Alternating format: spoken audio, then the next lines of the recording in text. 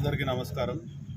గత 10 రోజుల నుంచి యాజ్ ఏ పార్లమెంట్ ఇన్ఛార్జ్ లాగా మేము ప్రతి ఒక్క అసెంబ్లీకి నేను కానీ నా సోదరుడు సాయి కిరణ్ రెడ్డి గారు కానీ తిరగడం జరుగుతుంది.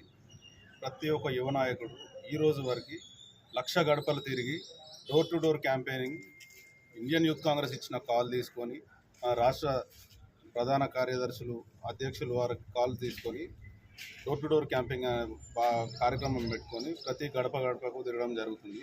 ఈ గడప గడపకు తిరగడం భాగంలోనే ఈరోజు మన మండలాధ్యక్షుడు వినోద్ గారు చేపట్టిన కార్యక్రమానికి ఇక్కడ హాజరవ్వడం జరిగింది.